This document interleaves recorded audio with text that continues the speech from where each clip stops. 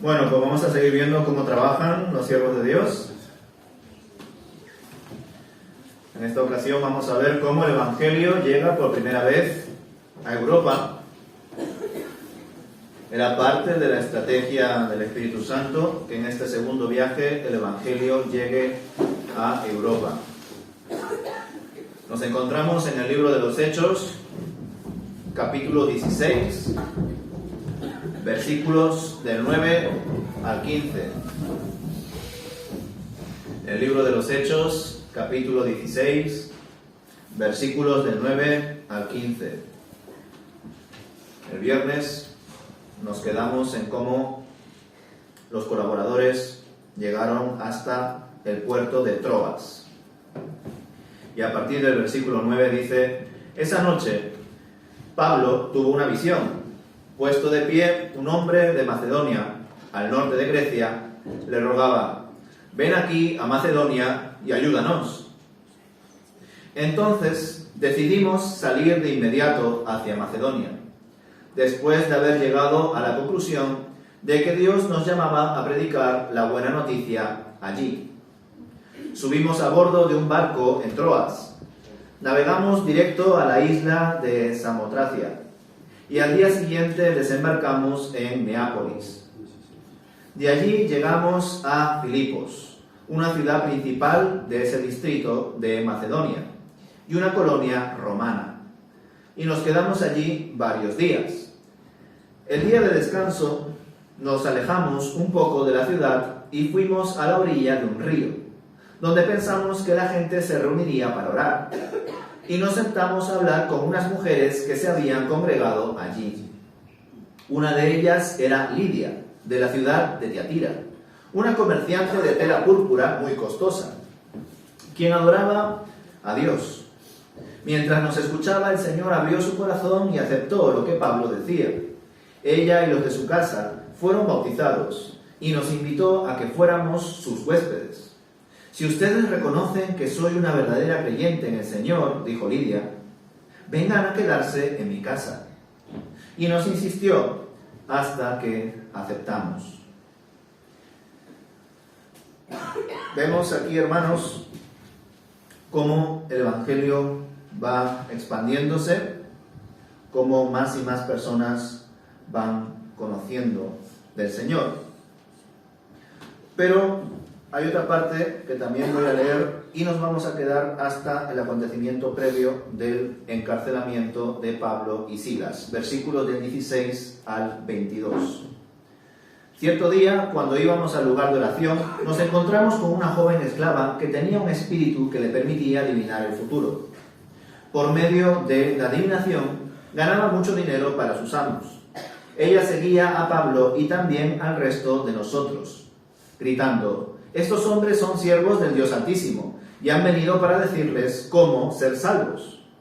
Esto mismo sucedió día tras día, hasta que Pablo se exasperó de tal manera que se dio la vuelta y le dijo al demonio que estaba dentro de la joven: te ordeno en el nombre de Jesucristo que salgas de ella. Y al instante el demonio la dejó. Las esperanzas de sus amos de hacerse ricos ahora quedaron destruidas, así que agarraron a Pablo y a Silas y los arrastraron hasta la plaza del mercado ante las autoridades. Toda la ciudad está alborotada a causa de estos judíos, les gritaron a los funcionarios de la ciudad. Enseñan costumbres que nosotros los romanos no podemos practicar porque son ilegales. Enseguida se formó una turba contra Pablo y Silas, y los funcionarios de la ciudad ordenaron que les quitaran la ropa y los golpearon con varas de madera. Pues hasta aquí, hermanos, hasta este versículo 22, vamos a reflexionar en el día de hoy. El viernes, en el culto de oración, aprendimos cómo la soberanía del Espíritu Santo gobernaba de forma especial este segundo viaje misionero, que, como ya sabéis, empezó un poco convulso, ¿verdad? Porque Pablo tuvo el deseo de visitar a todos los hermanos que había conocido durante el primer viaje misionero con Bernabé, y a Bernabé le pareció bien, pero Bernabé quería que vaya su sobrino. Esto le molestó a Pablo porque el sobrino de Bernabé, Juan Marcos, les había abandonado en medio del viaje. Entonces, entre ellos discutieron y Pablo al final decidió ir por tierra a visitar diferentes regiones con un compañero llamado Silas.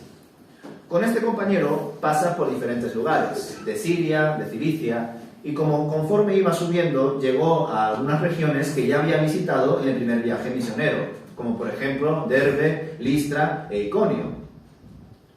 Una vez llegando allí, conoce a un joven que tenía buen testimonio con los hermanos de Listra e Iconio, llamado Timoteo, al cual mandó circuncidarlo por cuanto era de madre judía y de padre gentil. No necesitaba circuncidarse. Circuncidarse no le hacía mejor cristiano, ni mucho menos, ni tampoco era necesario para la salvación. De hecho, es un problema de división entre las iglesias en su momento. Pablo simplemente le recomendó circuncidarse porque así se evitaba problemas, especulaciones y discusiones a la hora de visitar nuevas sinagogas donde los judíos verían con malos ojos que Timoteo, siendo hijo de mujer judía, no se haya circuncidado. Pues tras sumarse Timoteo al grupo de misioneros constituido en ese momento por Pablo y Silas solamente, vemos que Pablo en un principio tenía la intención de seguir yendo hacia el oeste. Quizá incluso pasar por Panfilia, que fue el lugar que visitó en el primer viaje misionero también, lugar donde Marcos abandonó a Pablo y Bernabé en el primer viaje. O incluso seguir hacia Asia Menor. Pero leímos el viernes, en los versículos anteriores a los que estamos leyendo ahora y reflexionando ahora, que el Espíritu Santo se los prohibió. Por tanto, Pablo, Silas y Timoteo subieron hacia el norte, pasaron por algunas regiones y casi iban a llegar al norte donde estaba Bitinia y Ponto. Pablo estaba dispuesto a compartir el Evangelio allí, pero otra vez nos dice el texto que el Espíritu Santo se lo prohibió. Entonces, estando ya casi llegando al norte, va hacia el oeste, hasta llegar a un puerto llamado Troas.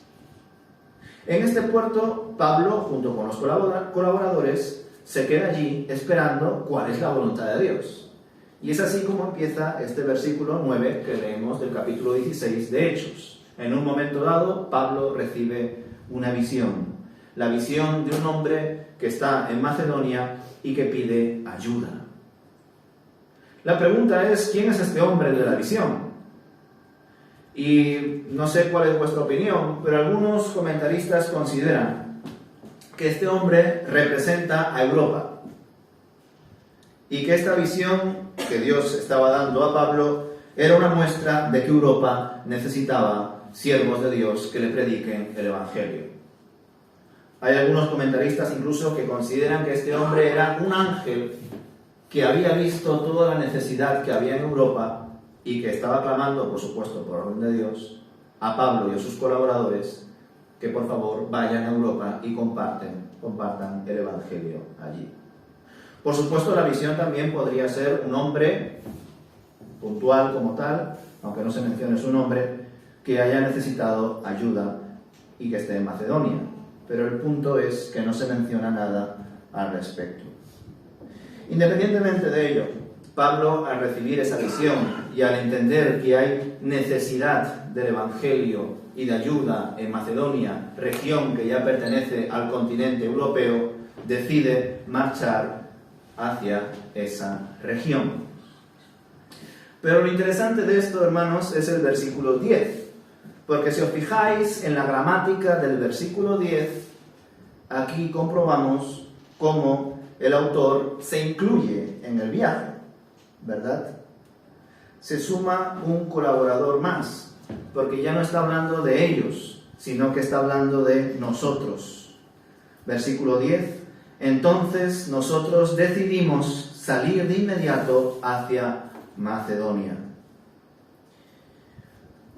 Con esto, hermanos, con este versículo 10, aunque no se menciona explícitamente, deducimos que el autor de este libro, que creemos que es Lucas, se suma también a este segundo viaje misionero. Por lo tanto, a partir de aquí, de este puerto de Troas hacia adelante, entendemos que este segundo viaje misionero está constituido por 4 misioneros: Pablo, Silas, Timoteo y Lucas. Esos son los 4 siervos de Dios empleados para la obra. partir del versículo 11 al 15, vemos cómo el Evangelio llega a Europa. Leemos en el versículo 11 que tras recibir Pablo la visión, decide partir junto con sus colaboradores hacia Macedonia. Debemos entender que en efecto los 4 van allí y empiezan a dar un paso fundamental para la misión. Un paso que significaba viajar a un continente desconocido y enfrentarse a nuevos retos socioculturales y religiosos. Subieron a un barco y pasaron por una isla llamada Samotracia, para el día siguiente llegar a otra región llamada Neápolis.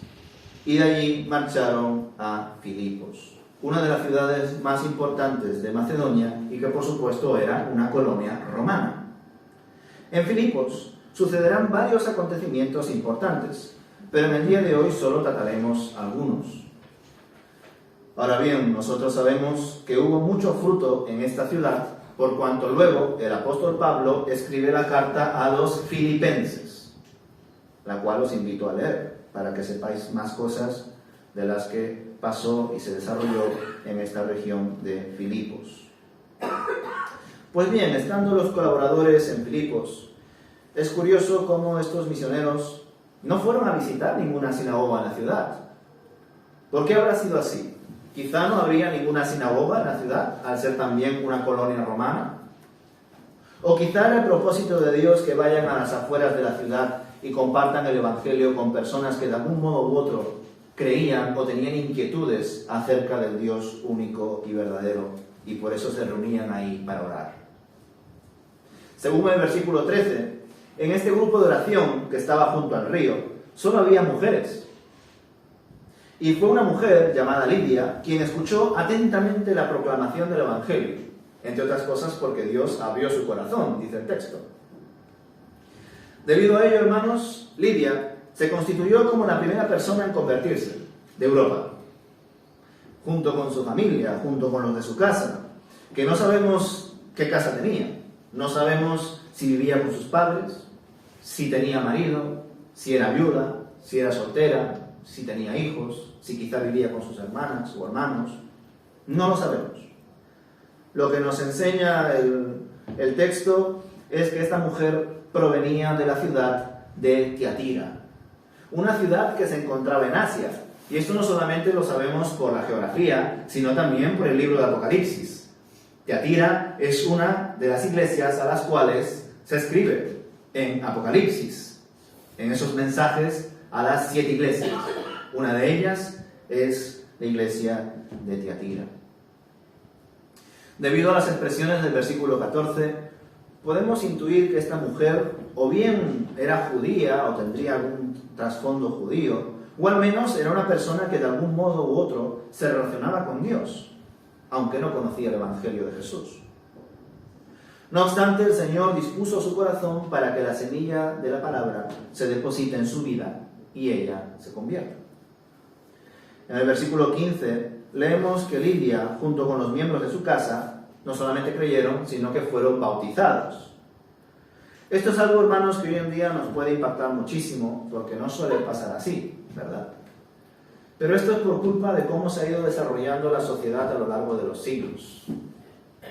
El latente individualismo ha hecho que en muchísimas casas el padre piense una cosa, la madre piense otra y los hijos cosas distintas.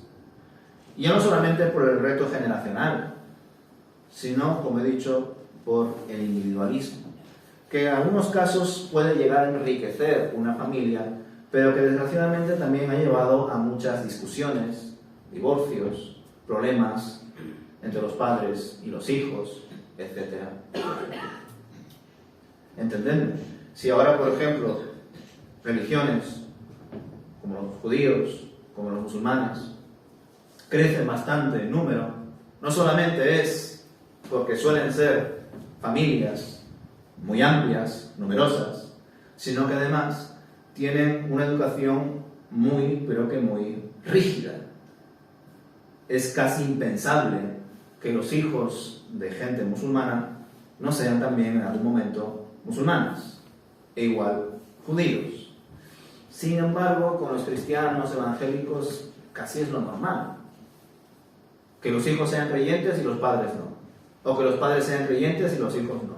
O que él sea creyente y su esposa no. Etcétera, etcétera, etcétera, etcétera. En parte es positivo que haya esa riqueza de pensamiento, de reflexión, incluso también de fuente de cada uno, ¿no? A nivel sociocultural y demás. Pero es cierto que esa división, ese individualismo, ha hecho en buena parte también daño, al menos en el asunto espiritual, a la Iglesia y a las familias. Os cuento esto, hermanos, porque muchísimas veces vamos a encontrar en la Biblia que se convirtió fulanito y los de su casa. Se convirtió menganito y los de su casa. Y eso nos puede impactar ahora porque ojalá hoy en día también se convierta tal persona y toda su familia. Pero no se produce no tanto porque Dios no lo quiera, sino porque hoy en día se vive de forma muy diferente a como se vivía en aquella época. Dicho esto, pues vemos que Lidia y los de su casa creyeron y fueron bautizados, y ella, como agradecimiento, les rogó que se quedasen en su casa, y los misioneros aceptaron. No sabemos mucho acerca de Lidia, como os he dicho, no sabemos si quizá no estaba casada o era viuda o qué sé yo. Llama la atención, por supuesto, que siendo mujer en aquella época se atreva a invitar a 4 hombres a su casa si ella quizá no esté casada, por ejemplo, o sin contar con la opinión de sus padres, por ejemplo. Pero no lo sabemos. No sabemos cuál era el contexto familiar de Lidia, pero lo que sí sabemos es que ella fue la primera persona que se convirtió en el continente europeo, aunque ella era de origen asiático, porque ella era de Tiatira, de Asia.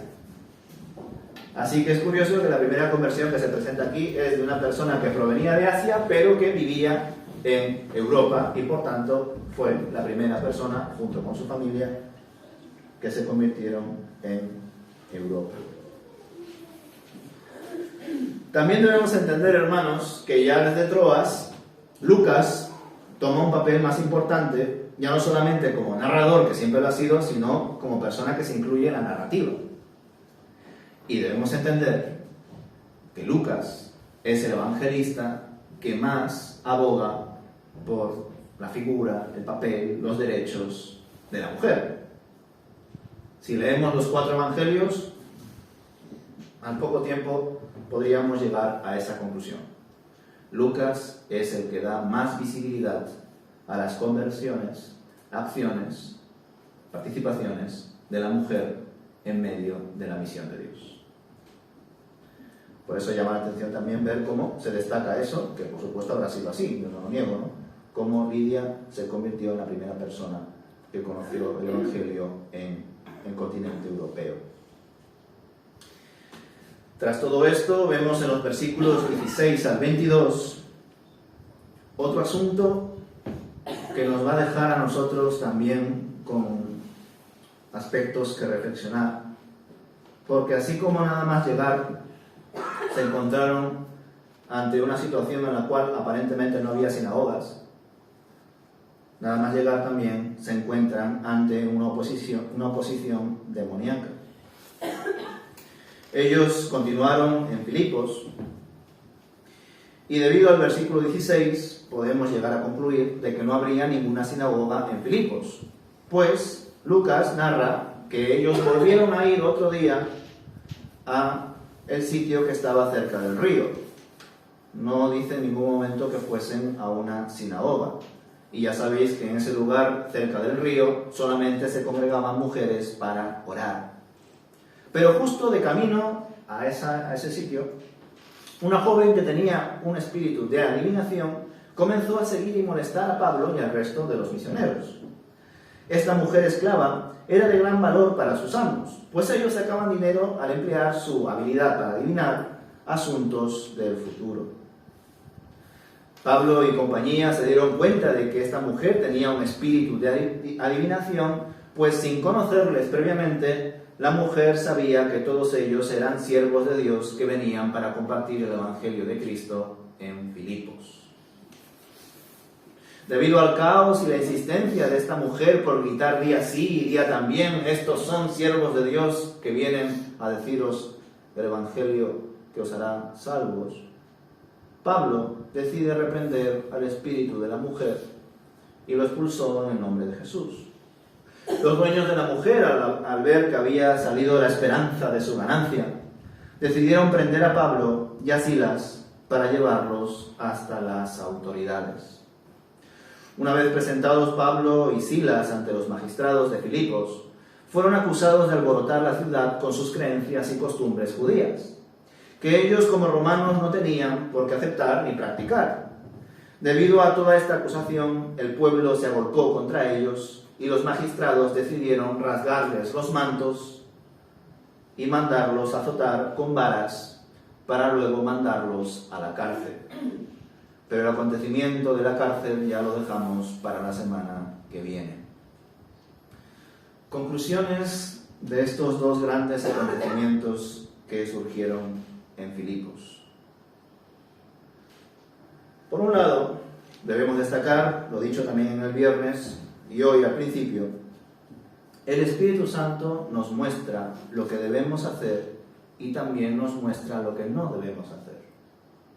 Por eso debemos estar atentos a su dirección, a su voz, permanecer en comunión con Dios, servirle por encima de todas las cosas, estudiar su palabra y, en definitiva, practicar los recursos, las disciplinas espirituales que Él nos ha ofrecido y que nos muestra en su palabra. Fue un paso fundamental y estratégico para la misión que los siervos de Dios llevasen la palabra hasta Europa. Pues toda esta labor abrió las puertas necesarias para que el Evangelio de Jesús llegase hasta los confines de la tierra. Y que el propio apóstol Pablo, en el momento determinado por Dios, pudiese dar testimonio de su fe ante el hombre más importante de aquel tiempo en el mundo, el emperador del Imperio Romano, Nerón. Es de destacar que la primera ciudad de Macedonia a la que llegan no tenía ninguna sinagoga y que solo poseía un grupo de oración formado por mujeres y que fuese una mujer lidia que junto con su familia se convirtiesen al cristianismo. Por supuesto, también es un detalle a tener en cuenta la oposición demoníaca que recibieron los misioneros nada más llegar a tierras europeas. Sin duda, la visión que había recibido Pablo en Troas era cierta. Macedonia necesitaba ayuda. Europa necesitaba del Evangelio de Jesús. Y sí, es cierto que esta mujer, esta joven muchacha esclava, no era una persona poseída por demonios de forma tan notoria como el famoso endemoniado Gadareno, por ejemplo. Pero tenía dentro de sí un espíritu maligno que la tenía esclavizada y que además tenía engañados a los dueños de esta mujer. Además, esta mujer estaba generando el caos en medio de la misión ordenada que estaba estableciendo el Espíritu de Dios a través de sus siervos. Podríamos decir que la mujer no decía ninguna mentira, ¿verdad? Lo que estaba diciendo la mujer era verdad. Estos hombres eran hombres enviados por el Dios Altísimo y venían a compartir el Evangelio de salvación.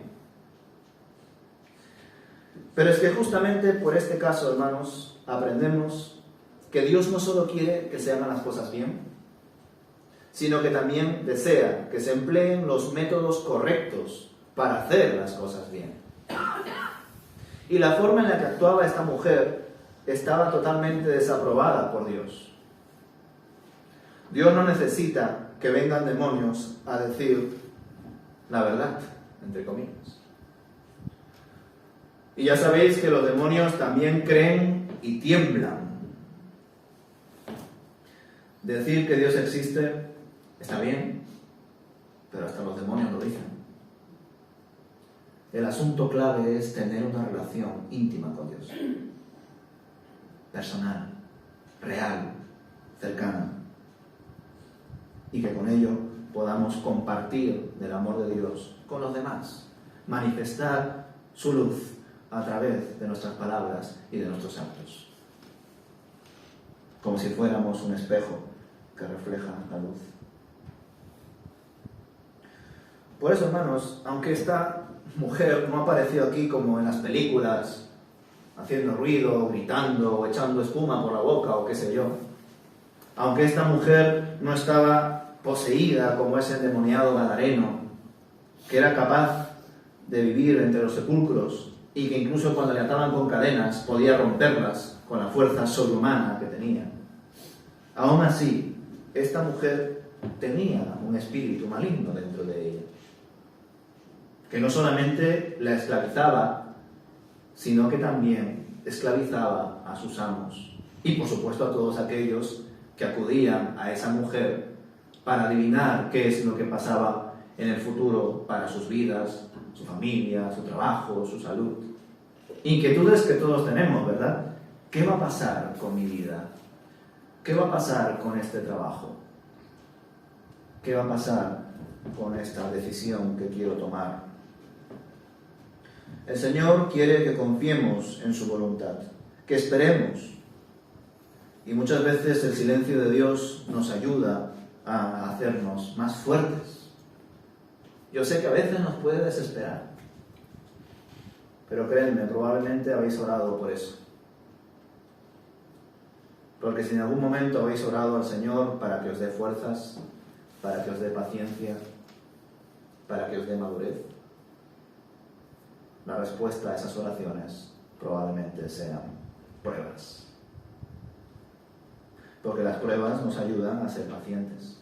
Las pruebas nos ayudan a estar más en comunión con Dios.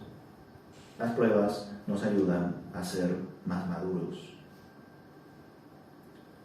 Que Dios podría hacer así como un soplo y darnos ya la paciencia como tal en nuestra mente. Pues sí. Pero qué bueno que Dios respete también nuestra libertad, si lo queremos llamar así, ¿verdad? Que no nos trate como robots sin voluntad propia,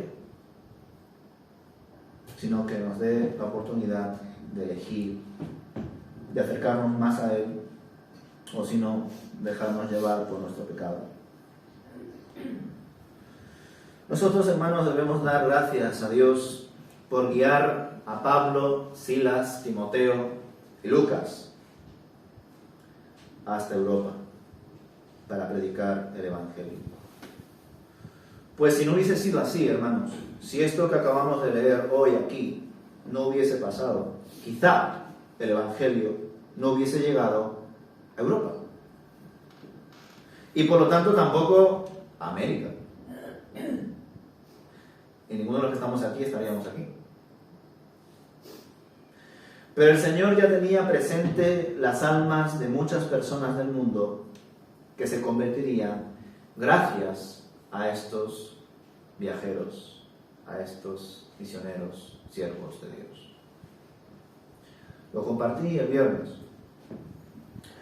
Cuando leemos en estos versículos previos que el Señor, el Espíritu de Cristo, les prohíbe ir hacia Asia Menor y luego hacia Bitinia y Ponto, no es porque Dios estaba despreciando a los habitantes de Asia Menor o a los habitantes de Bitinia y de Ponto. Recordad, Dios no hace acepción de personas. Dios quiere que todo el mundo sea salvo. Sin embargo, la estrategia de Dios era que en este segundo viaje misionero el Evangelio llegue a Europa, para ir preparando un camino que iba a pasar especialmente Pablo. Porque tras los 3 viajes misioneros, no nos olvidemos que hubo un cuarto, donde Pablo es llevado a Roma, para dar testimonio ante el hombre más importante del mundo en ese tiempo, el emperador del Imperio Romano. Dios estaba hilando fino, hermanos. Dios estaba al control de absolutamente todo. Y la prueba de que, por supuesto, tampoco despreció a los habitantes de estas regiones es que en el tercer viaje misionero, Pablo ya pasa por Asia Menor y luego también por Europa. pues en el primer viaje solamente habían ido por las regiones de Asia, algunas regiones de Asia. Y también se llegó a conocer a una persona muy importante para la iglesia, Aquila. ¿Os acordáis del matrimonio, verdad? Priscila y Aquila. Aquila era natural del Ponto, que no sé si os acordabais de ese dato, pues os lo digo. Como digo, hermanos, Dios no hace acepción de personas. Dios estaba al control y está al control de su iglesia y de la misión que tiene preparado para nosotros. Y gracias a todo esto, hermanos, pues nosotros hoy en día conocemos al Señor, creemos en Él como nuestro Señor y Salvador. Nos congregamos y, más importante aún, entendemos que lo más importante es relacionarse con Él, tenerlo presente en nuestras vidas, porque nuestra vida es suya. Así que, hermanos, Dios ya tenía en mente la conversión de muchísimas almas cuando iba dirigiendo a sus siervos en medio de la misión. Y entre ellas, el Señor tenía presente nuestras almas. Así que demos gracias a Dios por su perfecto plan de salvación que ha hecho posible que hoy digamos: creo en Jesús como mi Señor y Salvador. Amén.